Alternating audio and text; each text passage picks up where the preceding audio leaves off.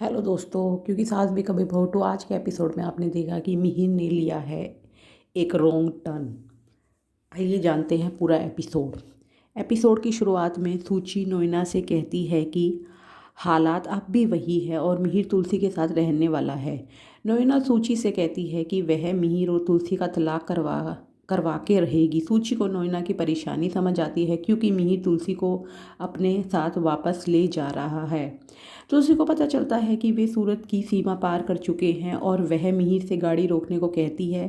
तुलसी शोभा को फ़ोन करके उसे लेने के लिए बुलाती है, लेकिन शोभा बताती है कि उन्होंने दूसरा रास्ता ले लिया है। मिहिर तुलसी से कहता है कि उसने शॉर्टकट लिया है और तुलसी शोभा को जाने के लिए कहती है। शोभा को अपने पापा की चालाकी का पता चल जाता है और नोएना को पता चलता है कि मिहिर ने शॉर्टकट लिया है। नोएना नाराज़ हो जाती है और मिहिर उसे शांत होने के लिए कहता है। मिहिर नोएना से कहता है कि वह सीधे पर चले जाए, सीधे रास्ते पर चले जाए और वह उससे मुंबई में मिलेगा।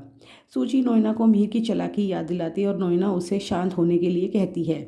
मिहिर तुलसी से अपने साथ आने के लिए कहता है, लेकिन तुलसी अकेले जाना चाहती है। मिहिर तुलसी से कहता है कि इस रास्ते पर उसे कोई भी व्हीकल नहीं मिलेगा क्योंकि वह शायद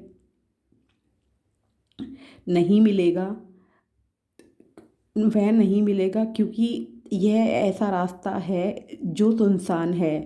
मिहिर तुलसी से कहता है कि वह उसे छोड़ देगा, लेकिन तुलसी अकेले जाना चाहती है। तुलसी मिहिर से कहती है कि बाबजी द्वारा दी गई गणपति की मूर्ति अपने पास रखे क्योंकि उसे इसकी ज़रूरत ज़्यादा है। मिहिर तुलसी से उसके साथ चलने के अनुरोध करता है। तुलसी के साथ यात्रा करने के लिए तैयार होने पर मिहिर उसका सामान अपने पास रख लेता है और अपनी सालगिरह पर दी गई कार की याद दिलाता है। मिहिर तुलसी से कहता है कि कार ने उसे कभी कोई परेशानी नहीं दी, जबकि तुलसी कहती है कि वह एक दिन कार उसे परेशानी ज़रूर देगी। तुलसी मिहिर को चुप रहने के लिए कहती है क्योंकि उसने उससे वादा किया था कि वह रास्ते में चुप रहेगा और मिहिर संगीत बजाता है। तुलसी को मिहिर के धोखे की याद आती है। पहले मिहिर और फिर नोएना। तुलसी मिहिर से कार रोकने के लिए कहती है क्योंकि वे मुंबई पहुंच चुके हैं और मिहिर कार रोक देता है। तुलसी मिहिर को मूर्ति देती है और कहती है कि अंगद को परिवार से अलग करने के उसके फैसले की वह सराहना करती है, वरना उसे भी भुगतान करना पड़ता। तुलसी मिहिर से परी और ऋतिक का ख्याल रखने के लिए कहती है क्योंकि वह उसकी जिम्मेदारी है। तुलसी मिहिर से नोएना को धोखा ना देने के लिए कहती है क्योंकि उससे उससे बहुत उम्मीदें हैं और उसे छोड़ने के लिए मिहिर को धन्यवाद देती है। मिहिर तुलसी से अपना दर्द छुपाता है। परी रणविजय से पूछती है कि उसकी गैर मौजूदगी में वो लड़की क्यों आई थी।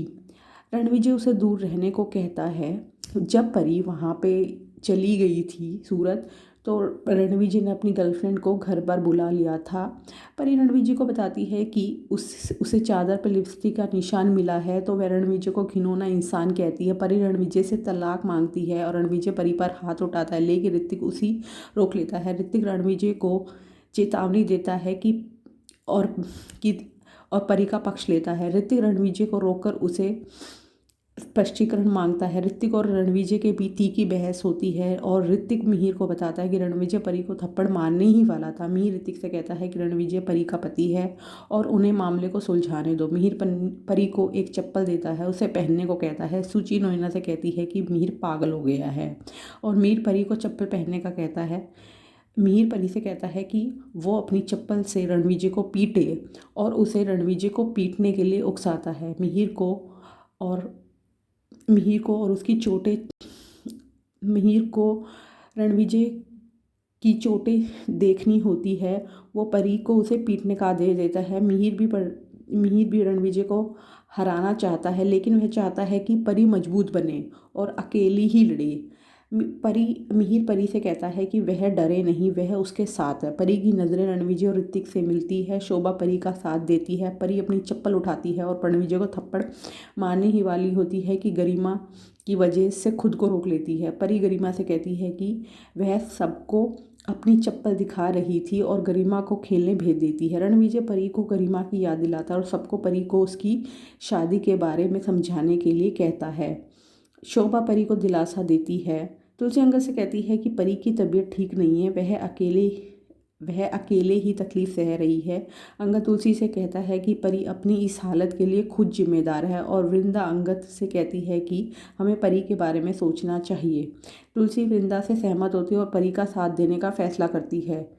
तुलसी रणविजय से कहती है कि वह परी के दर्द को समझे, और तुलसी कहती है कि वह एग्जीबिशन के फाइनल के बाद फैसला करेगी। अब आगे के एपिसोड में आप देखिए कि तुलसी रणविजय के और परी के लिए क्या फ़ैसला करती है। अब आगे का एपिसोड जानने के लिए हमारे चैनल को लाइक और सब्सक्राइब कीजिए।